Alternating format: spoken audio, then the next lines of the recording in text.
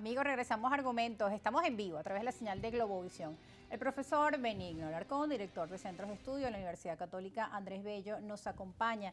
Queríamos, profesor, también conversar sobre el tema del liderazgo dentro de la oposición. Usted lo mencionaba, María Corina mantiene un liderazgo, pero ¿qué va a hacer con ese liderazgo cuando su candidatura se encuentra inhabilitada? Un liderazgo pone primero el interés de o el objetivo de un colectivo, en este caso si es de la oposición, lograr ese cambio de gobierno, pero si ella mantiene su nombre y va a continuar esa inhabilitación, ¿qué va a pasar? ¿Qué opciones tienen? ¿Volver a llamar a la abstención, regresar a escenarios del pasado, de decir no, las elecciones no están dadas las condiciones, no vamos a participar? O aprovechar la coyuntura que usted describía en el segmento anterior de descontento y que se pueda materializar en un cambio de gobierno para el país.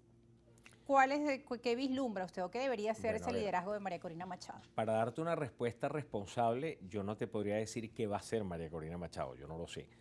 Tendríamos que preguntarle a ella. Ahora, si me preguntas a mí qué debe hacer María Corina Machado, bueno, yo creo que lo más importante en el caso de María Corina Machado es preservar su liderazgo. O sea, yo creo que es muy importante entender que ser líder de un movimiento es mucho más importante inclusive que la candidatura. La candidatura al final del día es un resultado del liderazgo. Y mantener ese liderazgo y tratar de tomar decisiones inteligentes para que ese liderazgo se mantenga es fundamental en este caso. Y en ese sentido yo creo que pueden pasar muchas cosas. Lo primero, yo creo que tiene la responsabilidad de hacer ella y todos los que le acompañan, la plataforma unitaria en este caso, es seguir presionando para que la decisión que tomó la mayoría de los opositores que participaron en una primaria sea respetada, que eso es parte del Acuerdo de Barbados. Lo que pasa con el Acuerdo de Barbados es que ha habido una especie de interpretación maliciosa del Acuerdo de Barbados. ¿En qué sentido digo que una interpretación maliciosa? Bueno, porque se lee la letra y se interpreta a conveniencia y no se está tratando de apegarse al espíritu de lo que fue el Acuerdo de Barbados. El Acuerdo de Barbados buscaba que la oposición decidiera de manera libre quién los representara y que el gobierno respetara esa decisión. Por esa razón el gobierno respetó que se hiciera la primaria, pero al final no está respetando el resultado de la primaria. Y cuando se le reclamó que tenía que respetar el resultado de la primaria, entonces dijo, bueno, abramos un procedimiento para que puedan revisarse los casos y se puedan hacer las habilitaciones. Y al final lo que se hizo fue habilitar a unos y mantener inhabilitados, por supuesto, aquellos que tenían más chance, casualmente, ¿no? O sea, los que nunca fueron habilitados son los que tenían la oportunidad de ganarle al gobierno. Nosotros estamos ante una elección que ya desde su anuncio o desde antes de su anuncio se vislumbra como las elecciones típicas que se hacen en regímenes en lo que se conocen en la ciencia política comparada como autocracias electorales. O sea, gobiernos que no son democráticos, pero que dependen de las elecciones para poder legitimar su continuidad en el poder. Y eso es lo que estamos teniendo aquí.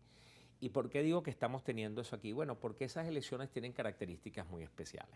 Características muy especiales en el sentido de que siempre hay enormes dudas hasta el último minuto sobre cómo se va a hacer la elección, cuáles van a ser las reglas de juego, cuándo se va a hacer la elección, quiénes van a poder competir en la elección.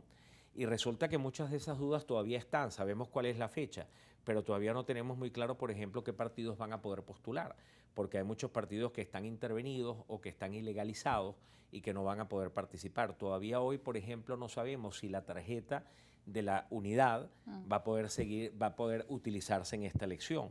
Recordemos que hace dos elecciones atrás, en la parlamentaria del 2020, creo, no se pudo utilizar, pero sí autorizaron su utilización en la regional y municipal del año 2021. Entonces, ¿cuál es la respuesta a ese tema? Entonces, lo que vas a tener siempre en elecciones de esta naturaleza es que hay muchas dudas sobre las reglas de juego, tratando de tener el gobierno mucha certidumbre sobre el desenlace de la elección. O sea, en otras palabras, hacer una elección que yo pueda controlar para que no me sorprenda y me saque del poder. Mientras que en una elección democrática es todo lo contrario. Tú tienes una enorme certidumbre sobre las reglas y tienes una gran incertidumbre sobre cuál va a ser el resultado, porque como las reglas colocan a todos en una cancha totalmente horizontal, una cancha equitativa para todos, pues nadie puede garantizar que va a ganar hasta que la elección ocurra. Y aquí lo que se trata justamente es de hacer lo contrario. Ahora, pero volviendo al tema de la candidatura, ¿qué debería hacer la candidata? ¿Inscribir de forma opcional? Porque ya quedan 19 días a otro candidato sustituto. Sí, bueno, lo que yo creo que va a pasar en los próximos días es que la presión, ahora se dio el pistoletazo de salida de esta carrera, y eso va a hacer que las dinámicas se intensifiquen. Y yo creo que si antes había presión, a partir de hoy va a haber mucha más presión. Y esa presión va a crecer en lo internacional y va a crecer en lo nacional.